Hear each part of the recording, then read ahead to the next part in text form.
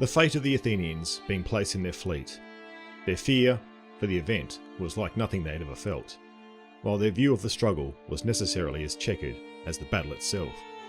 Thucydides. Hello, I'm Mark Selleck and welcome back to Casting Through Ancient Greece, episode 103, Defeat of the Athenian Navy. 413 BC saw a point in the Athenian Sicilian expedition where a decision could have been made to pull the Athenians back from a campaign that was not going in their favour. However, Nicias, commanding the forces, had not been straightforward enough in his assessment and recommendation for the campaign.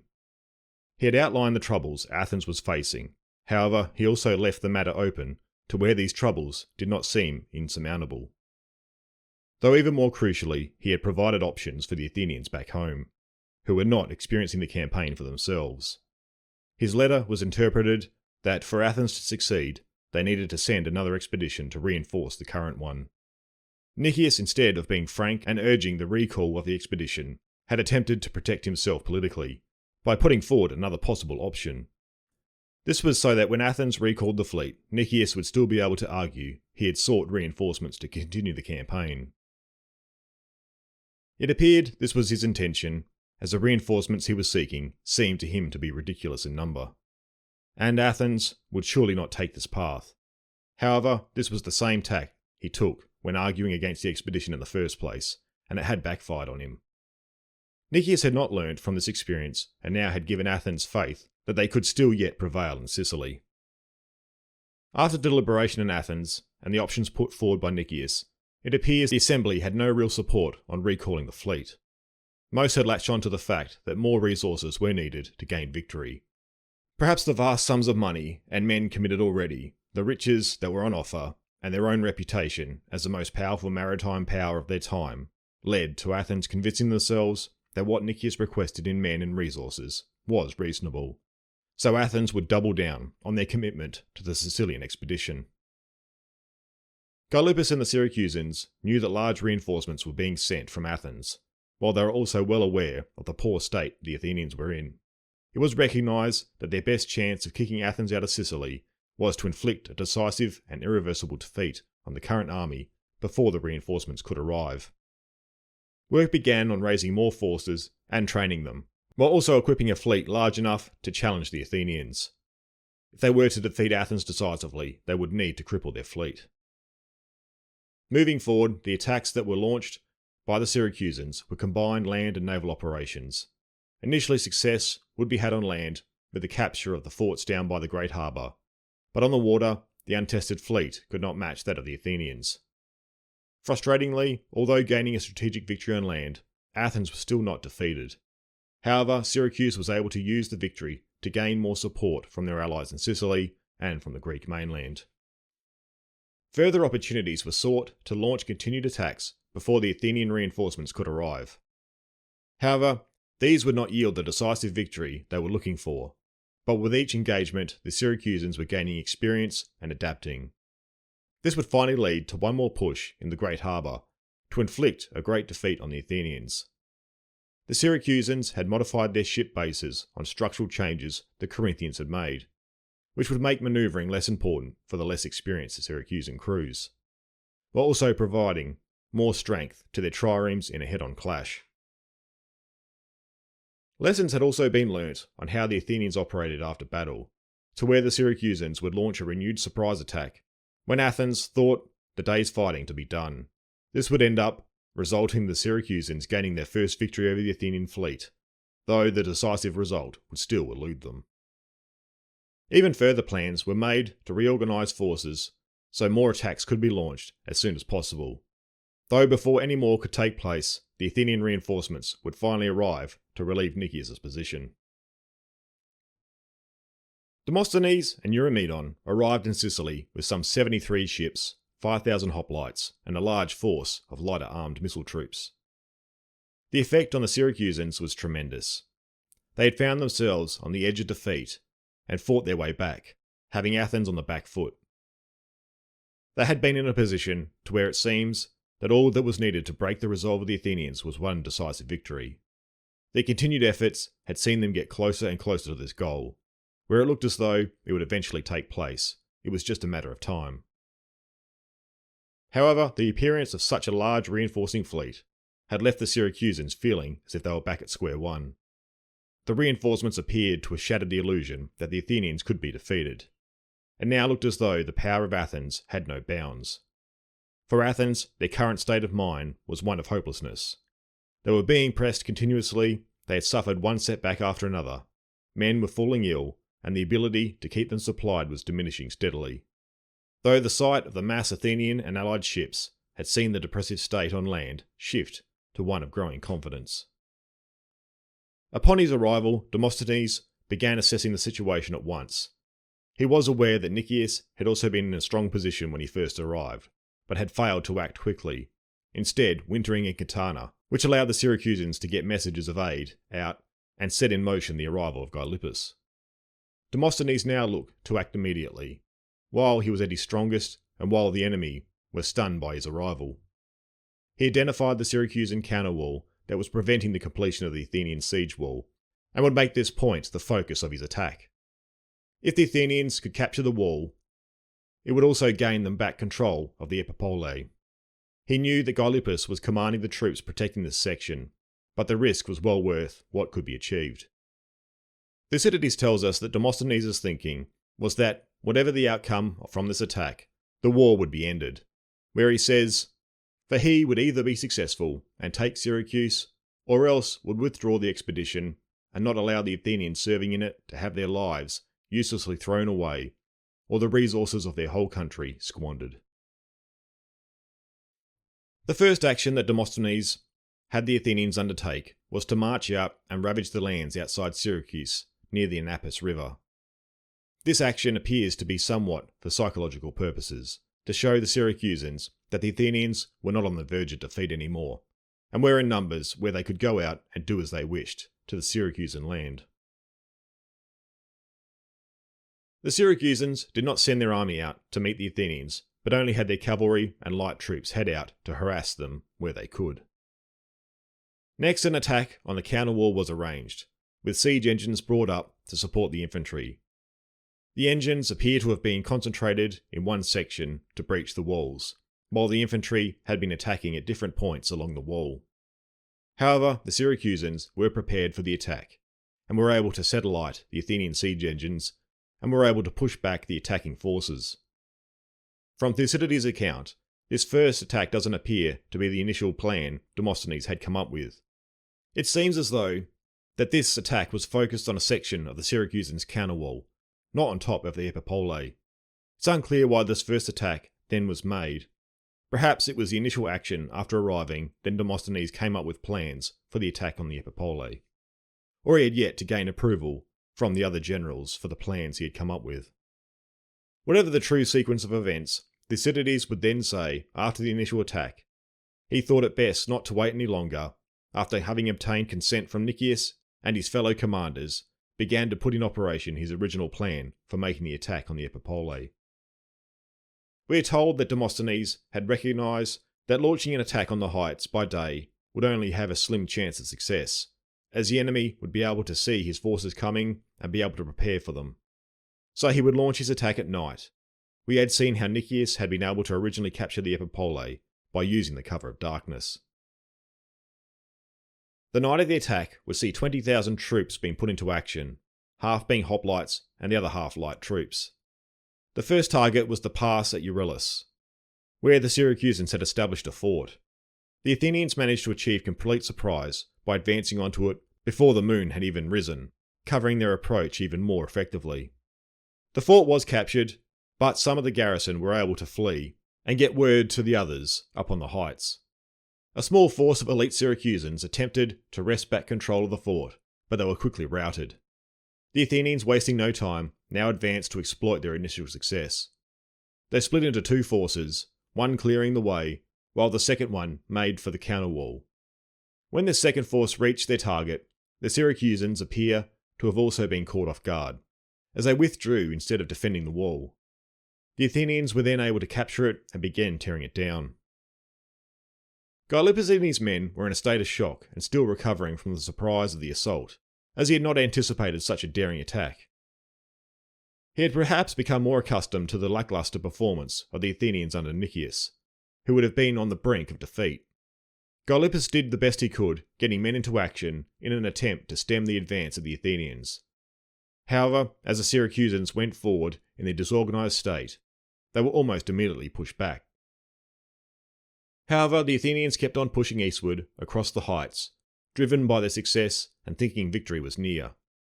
They eventually lost their cohesion as the advance pushed on, and unfortunately for them, they were now approaching Syracusan forces that had not yet been committed to the counterattack. The first fresh troops the Athenians came across were the Boeotians, who, seeing the Athenians come on in a disordered state, charged them and routed them. This moment would prove to be the turning point in the battle, where we are told the Athenians were now in a state of confusion. Thucydides writes, it is hard to know what was unfolding, as even during daylight battles, the noise and dust limit the perception of soldiers, but at night it becomes almost impossible to get to grips with what was happening, especially when the situation abruptly changes.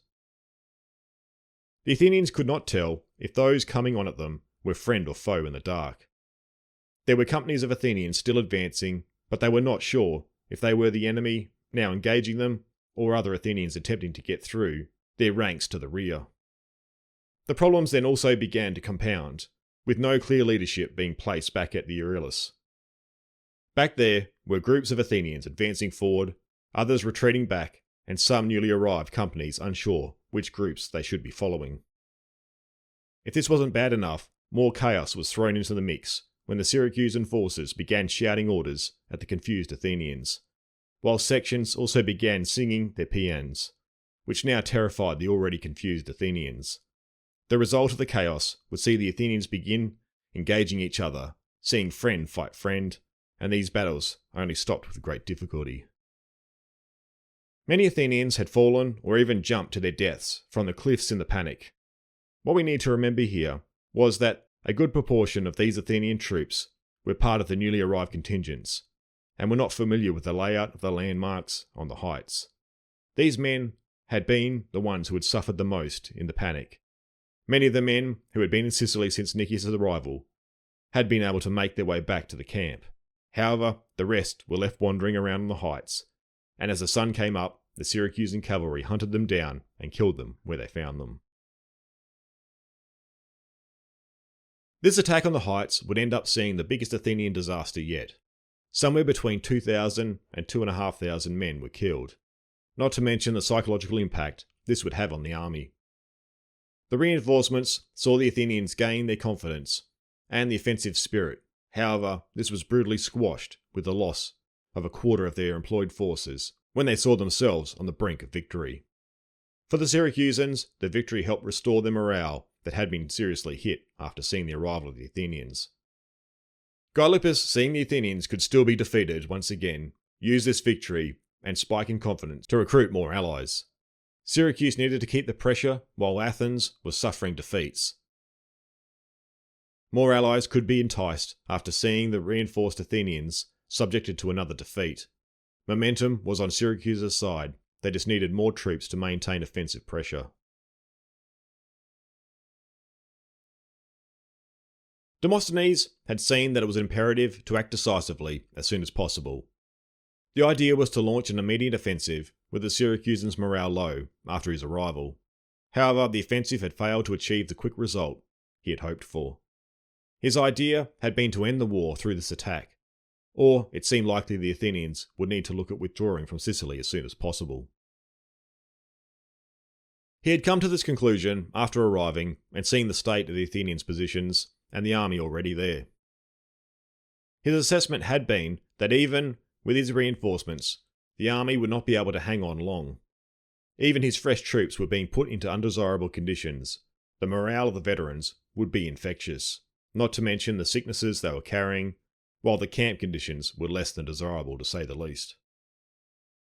The Athenians were now forced into maintaining a camp down at the great harbour on the edge of the marshlands, which further degraded their health.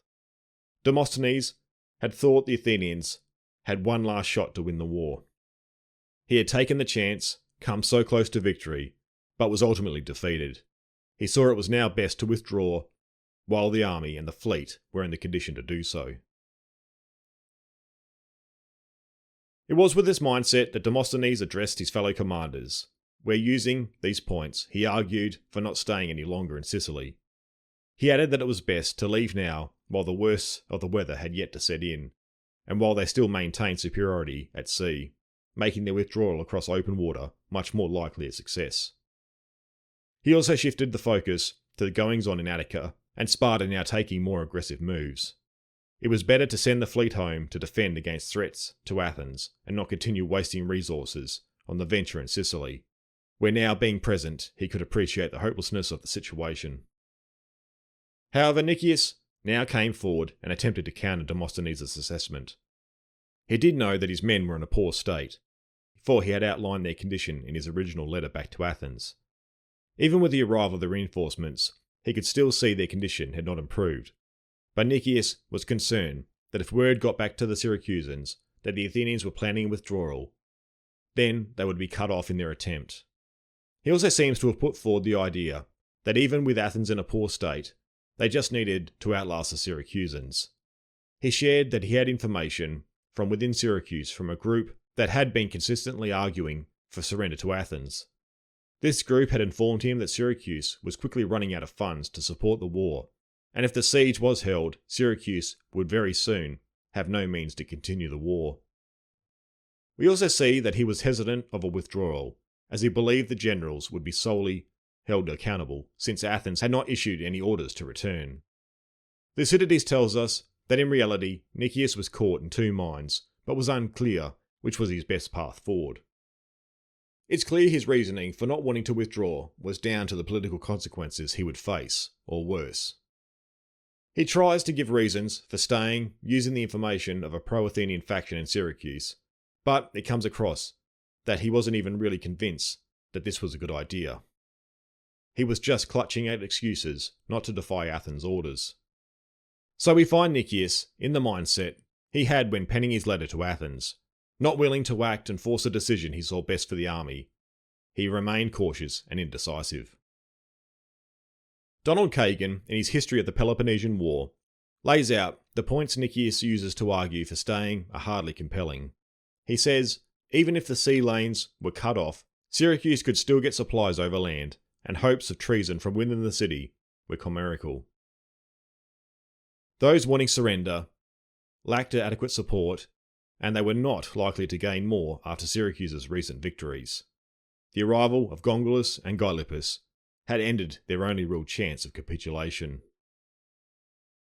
Kagan points out Nicias' real motivation was more selfish, where we can find what Thucydides reports of Nicias' speech to somewhat support this idea.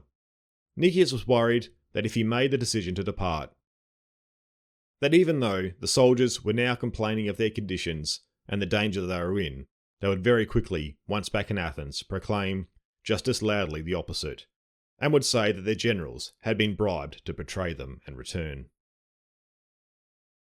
Demosthenes, however, had no time for seeing the siege continued, though he was prepared to compromise on the withdrawal.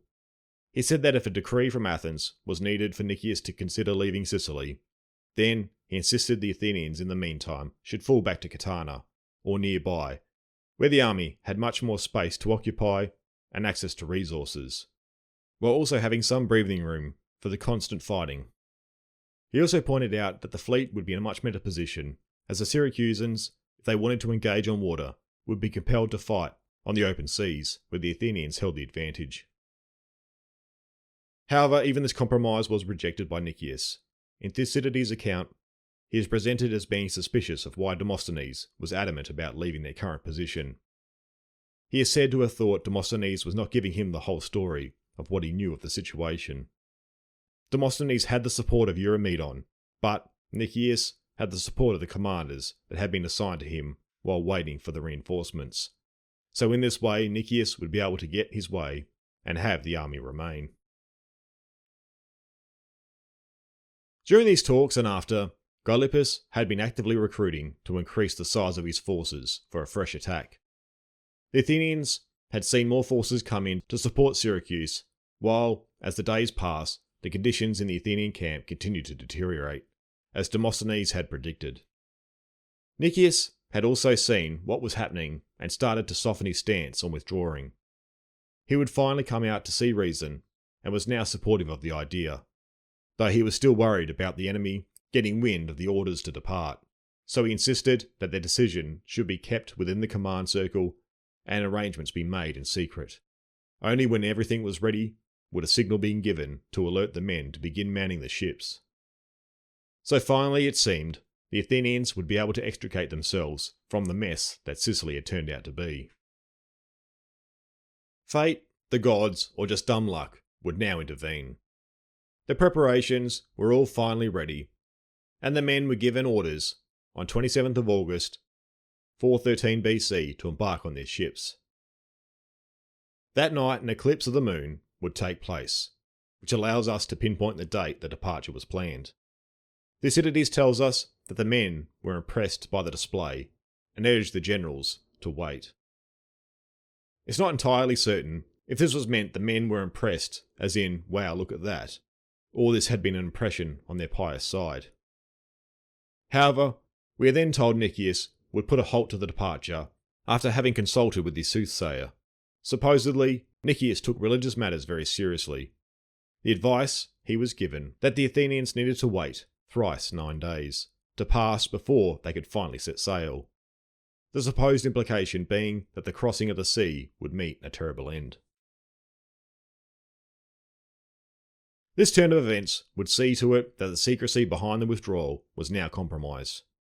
We had seen Nicias was worried about this factor, but it was now him who decided to halt the departure after all the careful preparation.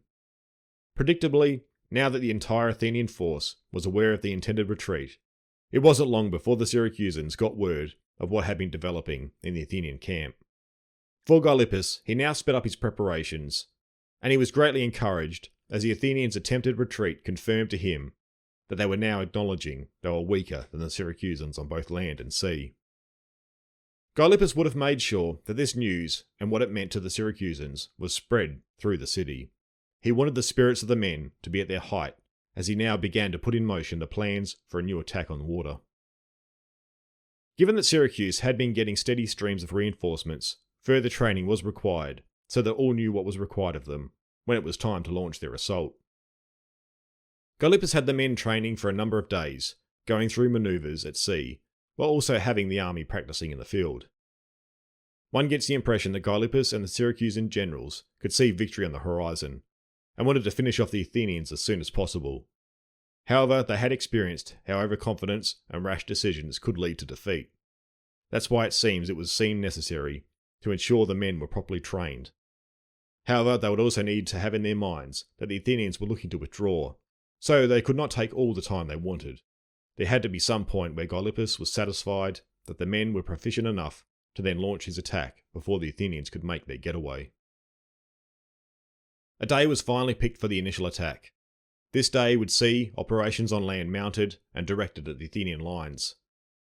The Athenians would respond by sallying out a force of hoplites and cavalry that were able to push the Syracusans back. However, when pursuing them back to their lines, the ground became very narrow and the Athenians lost 70 of their cavalry and some hoplites. It's unclear what the intention of this attack was. Perhaps it was to fix the Athenians in place to prepare for an attack from the landward side, or perhaps it was to convince the Athenians that this was where the main threat would be coming from. The next day, however, the Syracusans would do as they had previously when attacking the Athenians. They would launch a combined land and sea attack. It seems pretty clear from Thucydides' account that the sea engagement was their main push. They would send out 76 triremes, and it appears the Athenians were not caught off guard this time around, as they would sail out and meet them with 86 of their own. This time, it appears the Syracusans were able to defeat the Athenians without much trouble. Thucydides doesn't give us the same in-depth account of the back-and-forth nature of the tricks employed to gain the upper hand. Here he writes, "The Syracusans and their allies first defeated the Athenian centre, and then caught Eurymedon, the commander of the right wing, who was sailing out from the line more towards the land, in order to surround the enemy in the hollow and recess of the harbour, and killed him and destroyed the ships accompanying him. After which they now chased the whole Athenian fleet before them and drove them ashore." So we essentially see here the death of Eurymedon and the defeat of his right wing would be the point where the Athenian challenge ended. As the retreating Athenians came ashore, many had done so in panic and landed or fled beyond the safety of the Athenian stockade. Gylippus led down a group of troops to cut down these exposed men, where a clash between both forces would take place as the Athenians came out of their camp to protect their ships laying along the shoreline. The clash grew as more and more men from both sides joined the battle down near the shore. However, the Athenians were able to push the Syracusans back into a retreat. The Athenians had been able to rescue most of their triremes, but during the struggle, the Syracusans were able to carry off 18 into their possession. The Syracusans, in another attempt at relieving the Athenians of their ships, floated an old cargo ship set alight towards where the Athenians had their fleet ashore, though they were able to stop the ship and extinguish it before it reached their stockade. This was the Syracusans' most decisive battle against the Athenians yet, and they erected trophies for both their land and sea battles. The Athenians had also constructed a trophy on land of their victory over Gylippus, but in reality, the Athenians did not have anything to celebrate. They were now in a tough position. They had delayed their withdrawal, only to now be defeated in a sea battle. This gave the Syracusans control of the great harbour, and they now took measures to block the Athenians inside.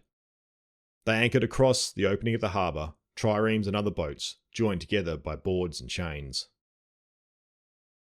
This opening of the harbour was Athens' only real means of escape from Sicily.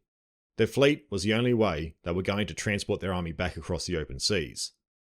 The Athenians had no choice but to go back to battle with the Syracusans. They needed to get their fleet free of the harbour. The Athenians had called a council of war to discuss their best course of action, in the face of the Syracusans tightening the noose around their escape. They were in a position where they no longer had provisions to maintain any length of time in the current position. When preparing for their departure, they had sent word to Catana not to send any more, and now their only means of resupply was blocked.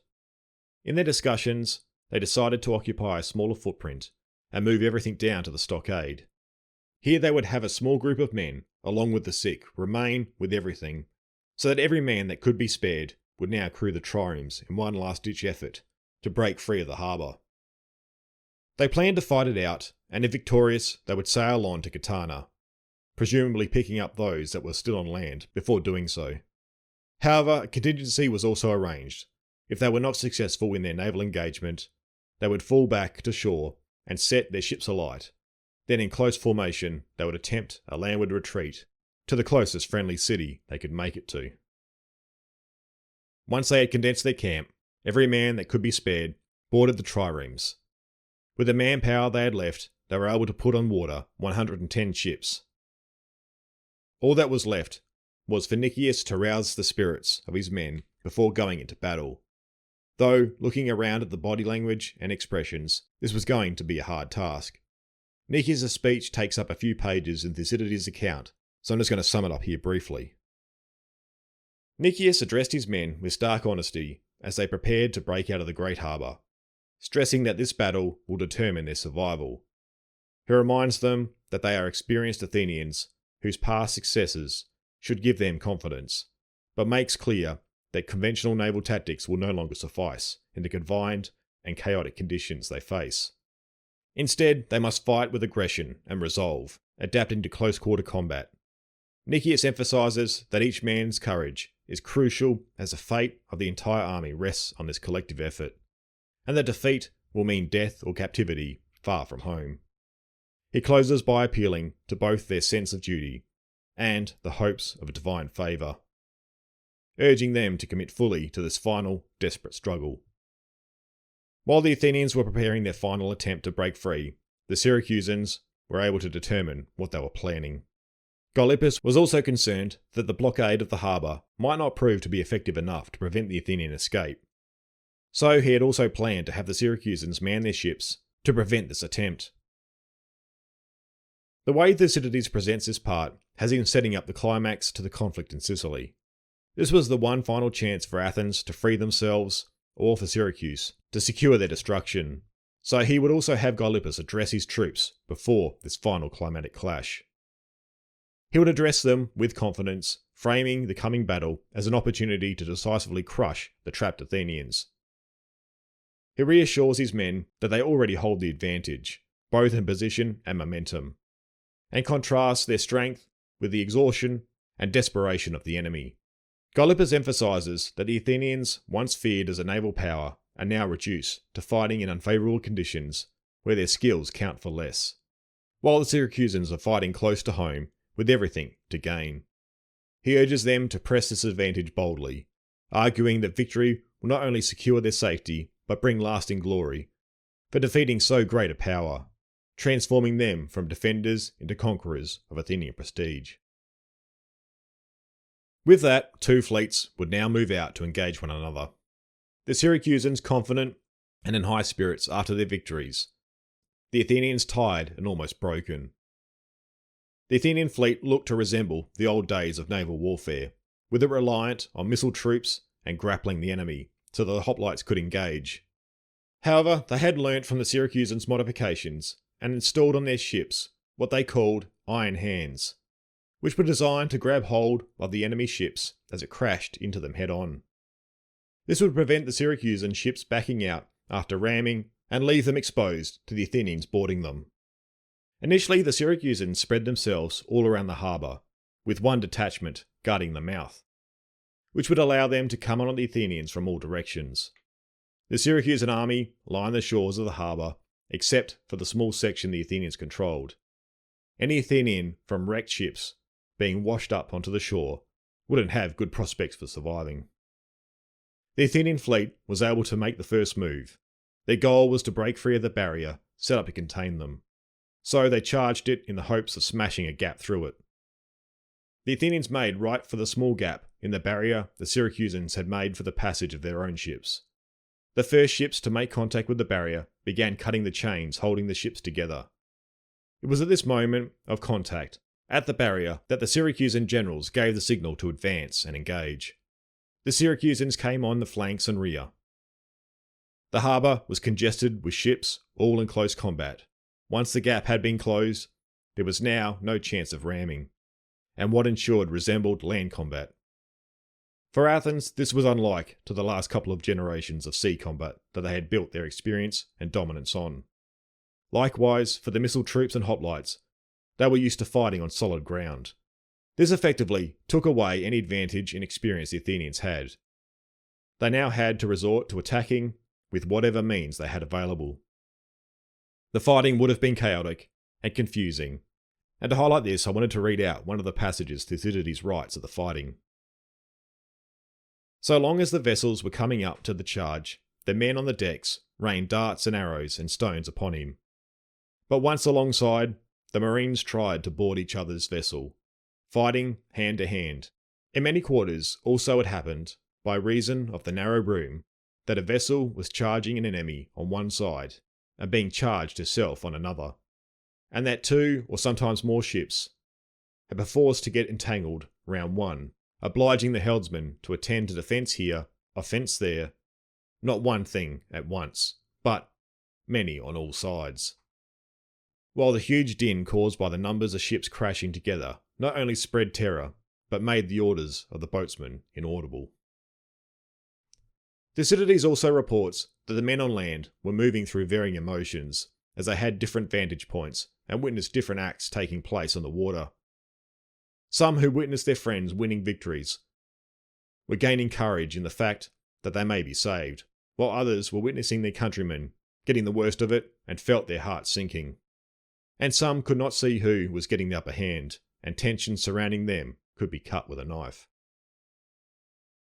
However, finally the toll on the Athenians was too much, and they began routing to the shoreline in panic, ditching their ships on the shore and running for the safety of their camp. The scene posed is probably one of the worst to affect the Athenians in living memory.